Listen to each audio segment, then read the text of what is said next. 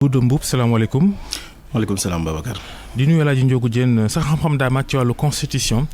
di sart yi réew laaj bu njëkk bi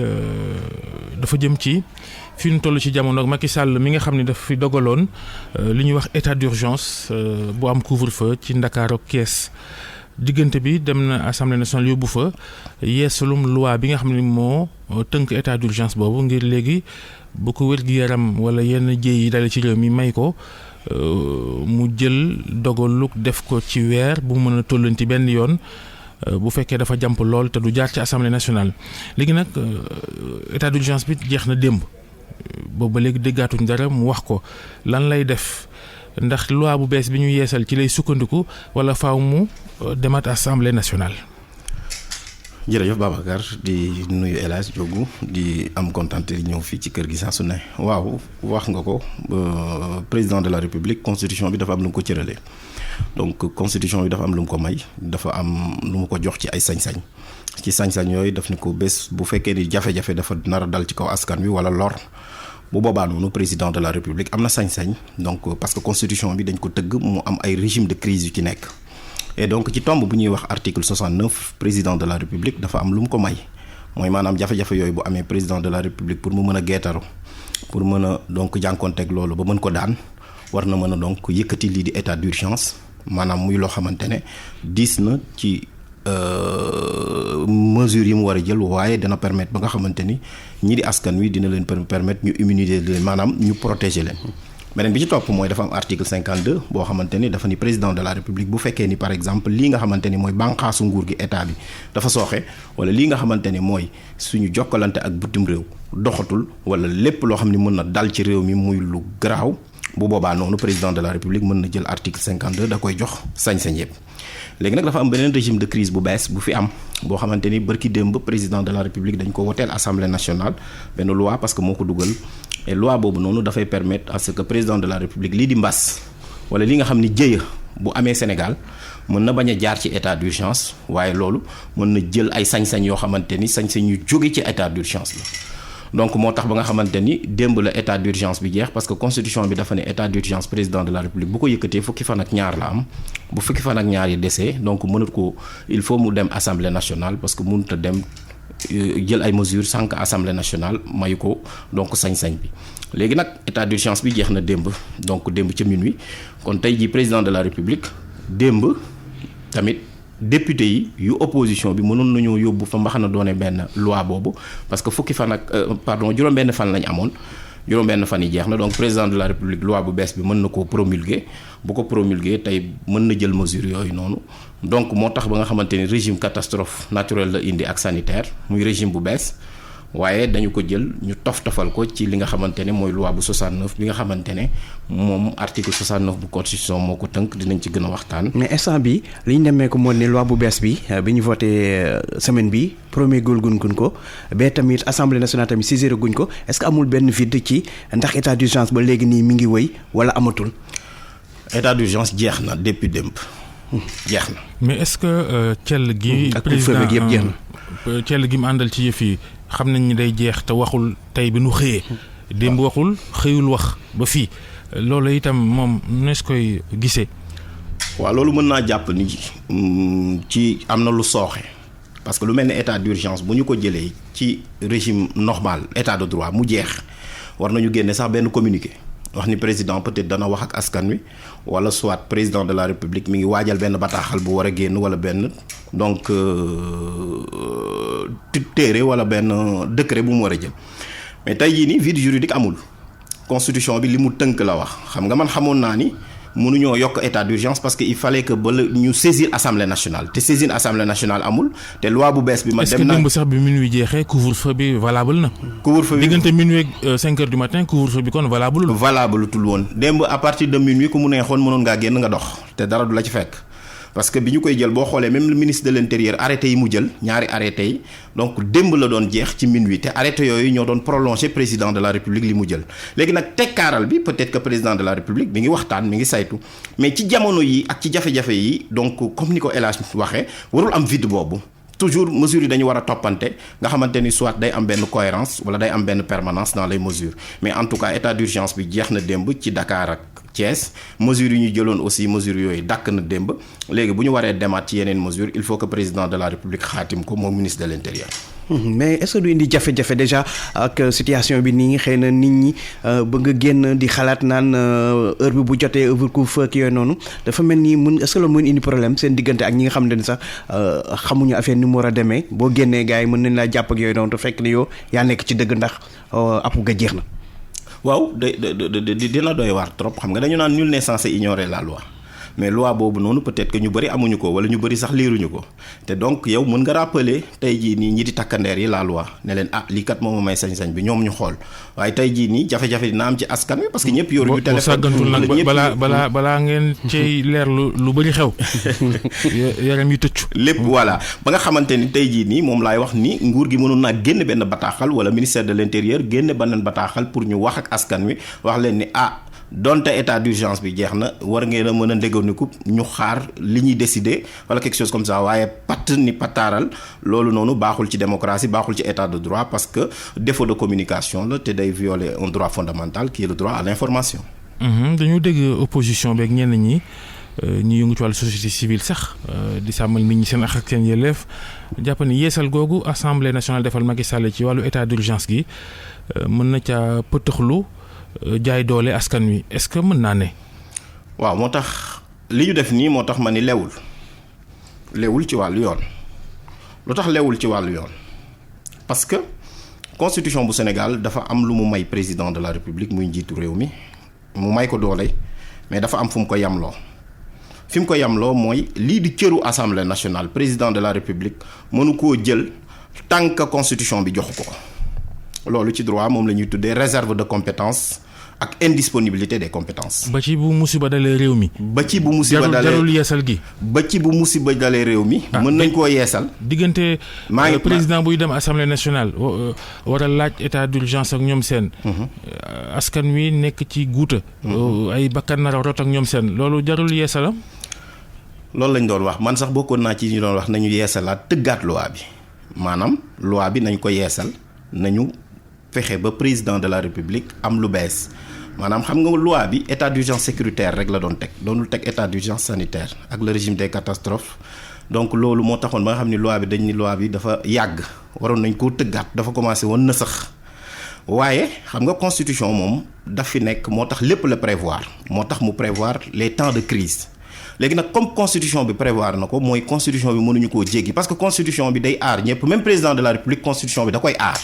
loolu moo tax ñu tegale ko noonu ça veut dire que mënuñu koo bàyyi moom rek muy dem parce que buy dem te amul ku ko contrôler baaxul ci moom baaxul ci askan wi looloo tax ba nga xamante ni yeesal gi baax na mais yeesal gi nañ ko jaaree moo baaxul parce que boo ñëwee fu mel ni Sénégal tey suñu état d'urgence bokkul ak bu France parce que France dafa nekk ci loi alors que ñun dañ koo jëmmal dabu def ko ci constitution kon ñun ñoo raw France parce que ñun dañoo jël pour protéger askan wi protéger njiitu réew mi protéger réew mi ba nga xamante ni état d'urgence moom Sénégal ci constitution bi dañ faa bind délai bi ba pare bind fa ñaari régime yooyu moo tax mënoo cee teg leneen loo ci bëgg a teg da nga war a jël benn loi boo xam ne da nga ko war a xaatim mais du dugg ci biir loi bi nga xam ne mooy appliquer état d'urgence d'ailleurs boo gisee article bi sax ni ñu ko bindee dañ ne la président de la République mun na bañ a décréter état d'urgence waaye mu jël mesure yëpp sañ-sañ yëpp ba dëxañ ci sax couvre-feu te loolu sax mënoon naa ñàkk parce que couvre-feu moom liberté d'aller et de venir les restreindre rek à certaines heures mën nañ ko jël ci benn gox mën nañ ko jox ci jël ci Sénégal gépp mën nañ ko jël sax en temps de crise même bu dara amul sax mën nañ ko jël mën na doon benn manifestation kon tëggin wi naam bu bees bi nit ñi rafetlu nañ ko man rafetlu woon nañ ko waaye jaarul yoon parce que méngoowul ak constitution bu Sénégal. léegi wàllum catastrophe bi ñu wax ci loi bu bees bi catastrophe lan la wund juridiquement lan lañ ci mën a comprendre parce que boo nee catastrophe mooy jëy rek ban xeetu jëy la réellement. waaw jërëjëf El Hadj loolu am na solo trop moo tax loi bi foofu aussi dafa sooxe naam dafa sooxe sax mais nguur gi peut-être que mun nañ leen nangul ci benn pàcc. li ñu leen ko mën a nangulee mooy dafa am concept yoo xam ni boo ko bëggee définir dañu naan boo ko bëggee faram-fàcce ci loi da ngay jël risque c'est-à-dire que loo ko faram-fàcce mën na laa tënk foofu nga fàtte leneen donc parfois dañ naan mën nga koo baram faram-fàcce mais aussi boo ko faram-fàccewul ci benn côté bi mën naa indi lor parce que ku nekk mën na koo def porox ndoll pour jaar fa loolu moo tax nag ci yoon dañuy am. mu ne baatu catastrophe naturelle leer na de mën na su ci rax leneen catastrophe naturelle kay mooy mbënd mbaa géej gu débordé ak daay ak ñoom seen loolu kay nu ci ab président mën a jaaree ngir def lu ko neex. waaw xam nga dañ ne catastrophe naturelle et sanitaire loolu la ñu wax quoi. waxuñu rek naturel et sanitaire. donc nga xam ni donc dafa am leneen lu ñu ci yokk beneen bi ci topp mooy njiitu réew mi mun na jël kooku comme opportunité. xam nga bu fekkee opportunité la bu boobaa noonu ordre public day dugg et ordre public prévention la te donc catastrophe naturelle wala kii mën nga ko jël comme quelque chose de préventif bu ko defee ni donc ak yelleefu nit ñi mën nga ko restreindre en disant que man kat am na lu ma njott ni mën naa ñëw parce que président mën na koo jël ci njott mën na bañ a xaar ba mu yegg si mu jël ko léegi nag bu boobaa nag pour ñu mën a am nag un système boo xamante ne dafay garantir liberté yi. C'est trop recherché ça. Mais c'est ça le droit aussi Babacar droit. du caaxaan parce que virgule wala point virgule rek mën naa taalum réew bu fekkee dañ ciy juum ci texte wala ci constitution moo tax luñ ciy bind dafa war a leer naññ parce que bu leerul rek day indi interprétation ku ne mën a waxal sa bopp moo tax ba nga xamante ne lu ci nekk dañ ko war a tekki bu ko defee nag régime de catastrophe naturelle dafay am ñaari critères juridiques xam nga critère mooy signe distinctif donc su boobaa noonu day am n'est-ce pas la notion de catastrophe en tant que telle boobu opportunité day dugg mais président de la république aussi dafay am lu ñu ko ci tegal juridiquement mooy la gravité du rek benn gaz day tàkk fee rek nga di catastrophe naturelle wala donc sanitaire non day loo xamante ne jëye la waaye jëye ju jéggi dayo ba nga xam ni président de la république en temps normal mënu ko donc daan bu boobaa noonu nag mën na jël jumtuwaay yi nga xamante ni loi bu bees bi bëgg na koo jox su boobaa noonu mu jàkkaarloog moom geetaru mën koo daaneel waaye donc da ngay gis ni critères yooyu yëpp comme binduñu ko ci loi bi président de la république moom ci dégginam moom moo koy interpréter yow ni nga wax ni moom mën na ñëw gisee ko neneen. Ngouda Mboup ñu tàbbi nag ci coowal constitution ak troisième mandat coow li bëri na lool naam fan yi dal na waaye semaine bee gis nañ ko ci mel ni maître Doudou Ndoye wax safaanuk li ñu lay faral ngay dégg di wax ne melokaanu constitution bi war naa mën a tax Macky Sall luy yóotu troisième mandat Doudou Ndoye xam nga ñëpp nangul nañ ko xam-xamam ci wàllu droit xaw ma ba xam jàngal na la am déet est-ce que ànd nga ak moom ci loola. waaw maa ngi koy nuyu di ko gërëm moom di suñu doyen parce que jàngalekat la woon faculté de droit avant mu fay jóge di doon avocat muy borom xam-xam aussi jàngal nañ sax ay téeréem donc muy suñuy wajur donc ma koy ñaanal waaye man mënuma nangu loolu damay jàpp ne dafa juum te ni ma koy jàppee mooy ni ma ko bëgg a faram-fàccee mooy lenn constitution bu Sénégal dafa am nu mu tëddoo président de la république dañu ko jëmmal waaye président de la république ci Sénégal ni ñu koy fale bokkul ak même France gi nga xamante ne sax dañu defee ni suñu constitution dañu ko tëbbee foofu ci loolu bokkul ñun suñu constitution Sénégal ni ñuy fale njiitu réew article 28 ak 27 moo ko teg 29 pardon moo ko teg léegi nit ki pour mu mën a nekk candidat dañu ne sa dossier il faut mu am 9 pièces ak 9 mentions boo xoolee sax da ngay gis ni loolu lañ doon reproché donc Karim Wade ak Khalifa Sall ne leen daf leen manqué benn pièce bi muy carte électeur donc 9 pièces yooyu ak 9 mentions yi bu la ci manqué doo nekk candidat mais ki nga xamante ne nag moo ŋànk nguur gi moom 10 pièces lañ koy laaj maanaam dañuy xool ba xam matal na loolu waaye dañuy xool ba xam aussi moom ndax def na ñaari mandat yoo xam ne dafa tegloo peut-être da koo tollanti waaye boo déggee li suñu doyen wax maître Doudou Ndoye dafa ne candidature la ñuy waxuñu mandat waaye bu boobaa noonu jumte day am parce que man mën naa indi beneen notion aussi muy candidat à la candidature ñi doon wut parrainage c'est des candidats à la candidature nekkaguñu candidat donc pour nga nekk candidat aussi pour nga exercer mandat bi il faut impérativement nga nekk candidat te conseil constitutionnel mooy wax ñi nekk candidat moo tax pour nga mën a aussi def ñaari mandat yu tegloo il faut nga def ñaari candidature yu tegloo donc foofu interprétation boobu amu fa place donc mandat la ñu mën a donc bind beneen bi ci topp mooy président Macky Sall constitution bu Sénégal 103 articles la amul benn bu ko ci may ñetteelu candidature li tax mooy président Macky Sall dañoo bind ci constitution bi ni képp ku fi nekk benn mandat nga mën a def te benn yoon lañ koy tollanti mu tegloo léegi ñu ne bi ñu demee référendum dañ koy changer bi ñu koy changer nag maanaam dañuy réviser constitution bi maanaam dañ koy soppi rek même constitution moo fi nekk président Macky Sall ne ñëw ni dañuy dëggalaat loolu maanaam ku fi nekk léegi dootul juróom-ñaari at mais juróomi at la ñuy doon ngay def mais benn yoon nga koy tollanti loolu nag bu amee boo gisee article. mais yeneen borom xam-xam yi nee nañu mandat bu njëkk bi juróom ñaari at yi est-ce que jël nañ ko en compte comptabiliser nañ ko mën nañ jàpp ne ñooñu bii nii mooy premier mandat bi et que mën na am deuxième mandat. loolu conseil constitutionnel moo ko réglé depuis 2012 ci kaaw Ablaye Wade ñu bëri dañuy wax sax 2016 boo xoolee 2016 lan la woon mandat bi ci diir bi nekkul woon ci tollanti bi kon boo xoolee. ci diir bi ci tollante bi conseil constitutionnel bi ñu demee ci mandat président Abdoulaye Wade la fa ni woon pour nga mën a tollanti ñetti yoon il faut que mu am disposition transitoire te fii le président Macky Sall amul sax disposition transitoire mieux moom dafa indi article 104 bu bees dem leen ngeen xool mu ne lépp luy disposition transitoire man dindi naa ko te en droit constitutionnel amul problème de retour non rétroactivité c'est le principe de l'effet immédiat damay joxe exemple bu terre à terre soo ñëwee tey ñu ne la. pour nga nekk candidat ci élection présidentielle il faut nga am 9 pièces ak 9 mentions benn pièce bi mooy nga am nationalité Sénégal képp amoo beneen nationalité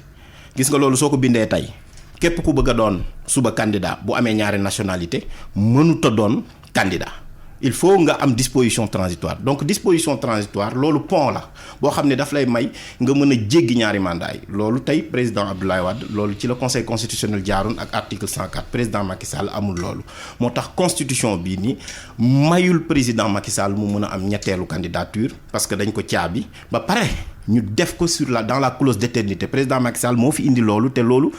dañ koy dooleel ndax lan mooy maanaam Sénégal fii ba àdduna du tukki bu ñu changé wul constitution ku ne benn mandat nga mën a def ñu mën ko toll dunti benn yoon muy juróomi at muy juróom-ñaari at. ñu jeexal ci minute coowal xaalis bi Ousmane Sonko ak Pastef doon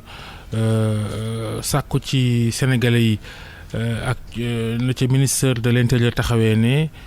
jaaduwul rawatina xaalis bi jóge bitim réew ñu ne xamuñu fu muy jóge sa jàngat ci ñeent fukki seconde. waaw li mu mën a wax mooy ministre de l'intérieur mi ngi ci rôle am